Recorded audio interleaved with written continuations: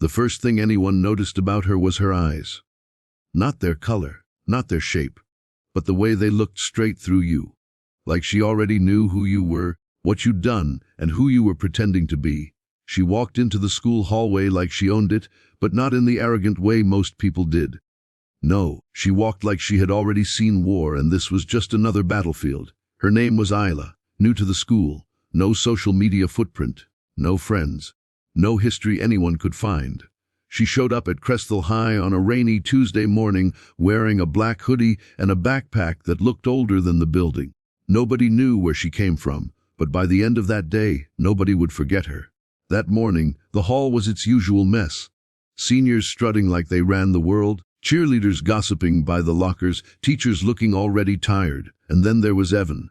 Evan was the kind of kid life seemed to skip over, small, skinny, always carrying more books than any normal person would. His glasses slid down his nose every 10 seconds, and he constantly muttered to himself.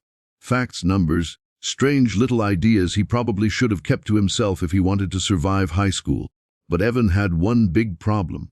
A group of 3 boys, Dylan, Marcus, and Jared, had made it their life's mission to make his daily existence hell. Not just name-calling, not just shoves in the hallway. They'd trip him, tear pages from his books, lock him in closets. They called it teaching him how the world works. That morning, they caught him near the east stairwell. Didn't even try to run anymore. Dylan slapped the books out of his arms. Pages scattered like birds, and Evan flinched like he was used to pain, not just expecting it. Marcus laughed, shoved him backward. Jared pulled out a marker and drew a mustache across Evan's face. A crowd gathered, the way it always did. Phones were out, some laughed, some just watched. No one stepped in, until Ayla did. No one saw where she came from. 1 second the bullies were laughing. The next, Ayla stepped between them and Evan like she'd been summoned from the floor. "Pick that up," she said, pointing to the torn book at Dylan's feet. Dylan raised an eyebrow.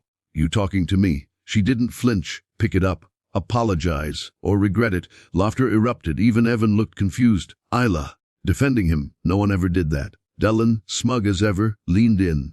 "Who do you think you are?" Ayla moved fast, too fast. Before anyone could react, she had Dylan's arm twisted behind his back and his face pressed to the locker.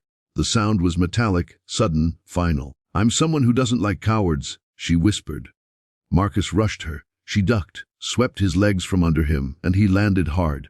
Jared froze, then tried to run. Ayla grabbed his backpack, spun him around, and made him sit down like a kindergartner being disciplined. The hallway was silent. Even the teachers hadn't arrived yet. No one knew what to say. Ayla stood there, calm as ever, like this was just part of the routine. Then she turned to Evan. "You okay?" He nodded, stunned, blinking behind cracked glasses. "Yeah, I think so. Why would you do that?"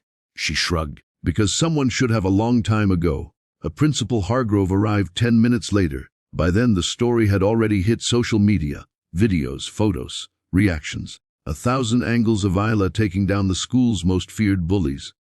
Most thought she'd get expelled. She didn't.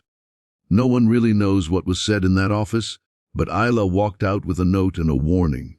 That was it. What people didn't know was the story behind Ayla's eyes. Her younger brother, Liam, had been like Evan. Sweet, gentle, too soft for the world, and he'd been bullied too, every day. Ayla tried to step in, but one day it was too late. Liam had taken his own life, left a letter, said he was tired, said he wished someone had cared. Ayla changed that day. She trained, she studied. She promised herself she would never let another Liam fall through the cracks. That's why she transferred to Cresthill. She'd heard the stories, the rumors, the silence, and on her first day she made her move. The days after were different. Dylan, Marcus, and Jared weren't expelled, but they were watched like hawks. They kept their heads down. Evan became something of a legend, not because he'd fought back, but because someone had fought for him. He and Ayla became friends, not instantly, but slowly. He learned to look people in the eyes again, learned that not everyone walks past the wounded. And Ayla, she became a quiet guardian. No drama, no spotlight, just presence. When a freshman dropped her lunch tray in the cafeteria, Ayla helped her pick it up before anyone could laugh. When a shy student stammered during a presentation, Ayla clapped louder than anyone else. When rumors started about a teacher playing favorites, Ayla called it out with proof. She didn't seek revenge. She restored balance. She gave people a spine. Crestal High changed, not all at once, but enough. People talked more kindly, helped more often. And when bullies tried to raise their heads, they looked around first, to make sure Ayla wasn't near. The message was clear. Stand up. Speak out. Protect those who can't. And never wait until it's too late. By the end of the semester, the principal introduced a new student-led group, The Watch, dedicated to standing against bullying, harassment, and cruelty in all forms. Ayla didn't run it. She didn't want to. But she was the reason it existed. Evan. He became its first president. On the last day of school, he stood in front of the auditorium, confident, glasses straight, voice steady, and said, "Courage doesn't always look like strength. Sometimes it looks like kindness, like showing up, like saying enough is enough. Ayla taught me that, and now we pass it on."